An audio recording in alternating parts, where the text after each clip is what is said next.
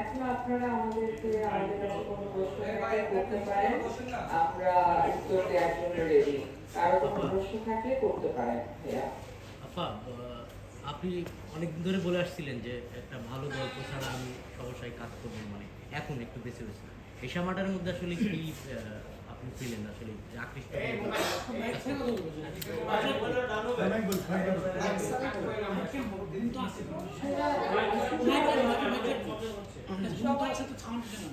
এই সাউন্ড পাবে আপা? একটু জোরে বললে এই সাউন্ডটা পাবে।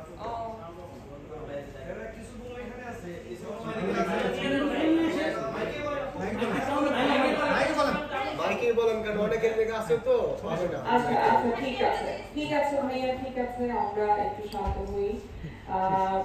আপনি একটা ভালো প্রশ্ন করেছেন যে এটা তো কি আছে যার জন্য আমি এই সিনেমাটাকে সিলেক্ট করেছি। প্রথমত আমি রেহানা করার পর থেকে আমার জীবনের অভিনয়ের গ্রাফটা চেঞ্জ হয়েছে। আমি যে সব চরিত্র সিলেক্ট করেছি সেই সব চরিত্র একটা থেকে আরেকটা আলাদা হতে হবে, এটা ছিল আমার প্রথম শর্ত।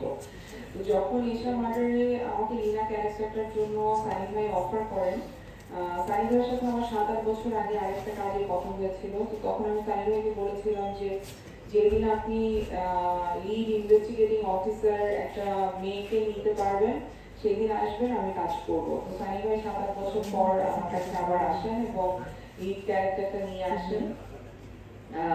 এই জন্য আমি তার কাছে গ্রেটফুল।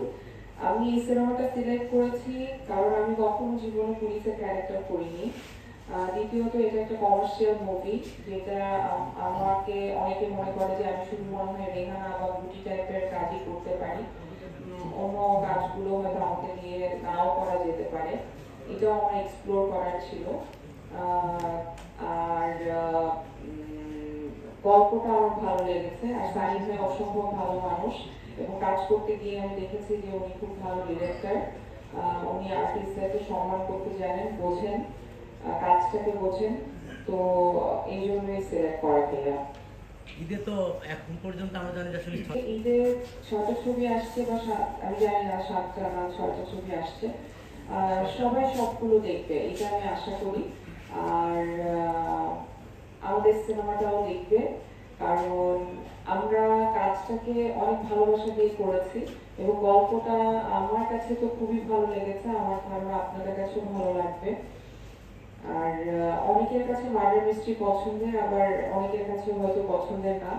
তারাও এসে একবার এক্সপ্লোর করতে পারেন, দেখতে পারেন। বিভিন্ন রকমের সিনেমা আসছে, এক একটা এক এক ধরনের সিনেমা। সো যার যেটা দেখতে ইচ্ছা হয় দেখবেন, কিন্তু সাথে অবশ্যই এই সিনেমাটা দেখবেন। আর সিনেমাটা ঈদের রিলিজ দেওয়া কিন্তু সানি সারোয়ার ভাইয়ের জন্য একটা রিস্কের কাজ, যেটা যে সাহসটা উনি করেছেন। বাংলাদেশের ফিমেল লিডের মানে কাজ হয় না, হলে সেটা ঈদের রিলিজ হবে, এটা খুবই রেয়ার ঘটনা। তো সেই সাহসটা যে সানি ভাই করেছে, সেই তাকে সাপোর্ট করার জন্য হলেও আসলে বাংলাদেশের দর্শক হলে এসে সিনেমাটা দেখবে।